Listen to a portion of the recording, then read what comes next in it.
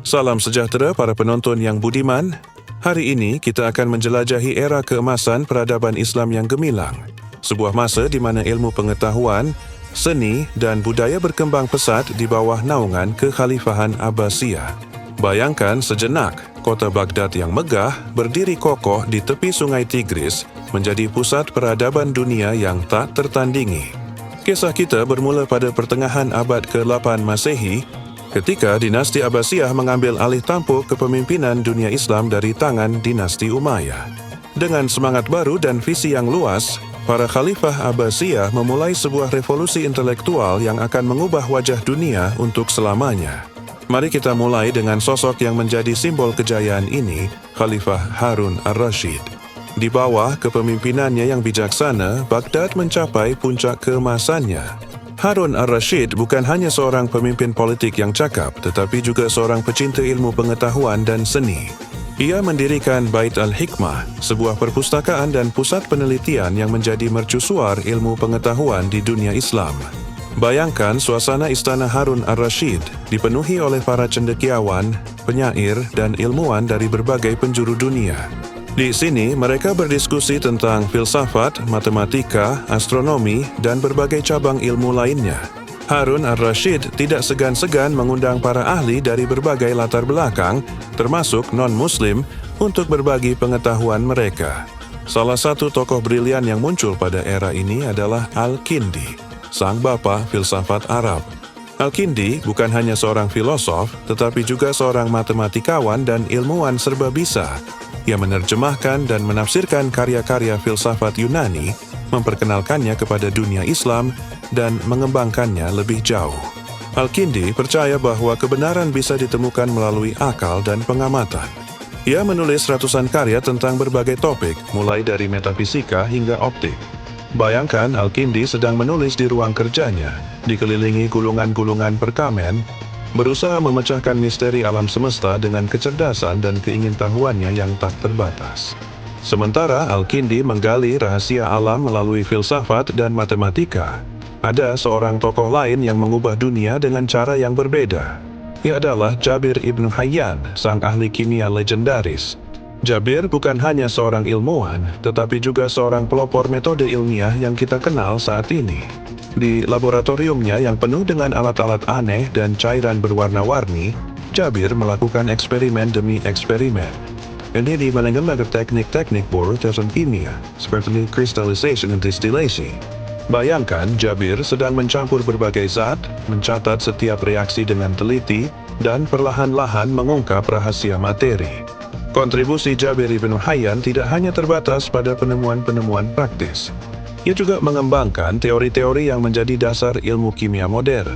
Konsep-konsep seperti alkimia dan transmutasi logam, meskipun kini kita tahu tidak mungkin dilakukan, menjadi batu loncatan bagi perkembangan ilmu kimia di masa depan. Lompat beberapa abad ke depan, kita bertemu dengan sosok jenius lainnya yang lahir dari rahim peradaban Islam, Ibn Sina, atau yang dikenal di Barat sebagai Avicenna. Ibn Sina adalah perwujudan sempurna dari cita-cita keilmuan Islam. Ia bukan hanya seorang dokter yang brilian, tetapi juga seorang filosof yang pemikirannya melampaui zamannya.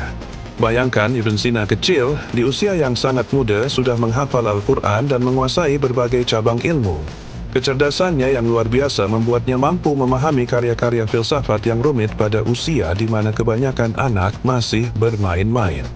Sebagai seorang dokter, Ibn Sina menulis Canon of Medicine, sebuah ensiklopedia medis yang menjadi rujukan utama di dunia kedokteran selama berabad-abad, baik di timur maupun di barat. Bayangkan para dokter dan mahasiswa kedokteran di universitas-universitas Eropa abad pertengahan membaca terjemahan karya Ibn Sina, belajar tentang anatomi, farmakologi, dan berbagai penyakit dari seorang cendekiawan Muslim.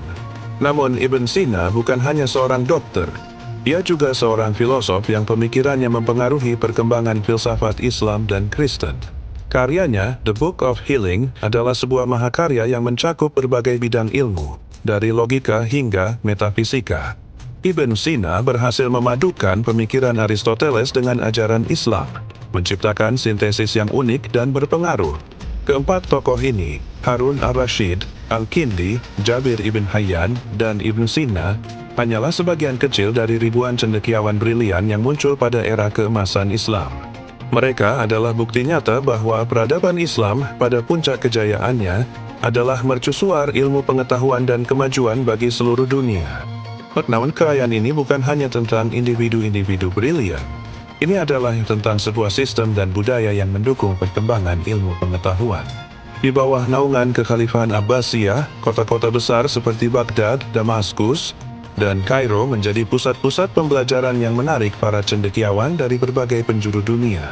Bayangkan suasana di madrasah-madrasah dan perpustakaan-perpustakaan besar.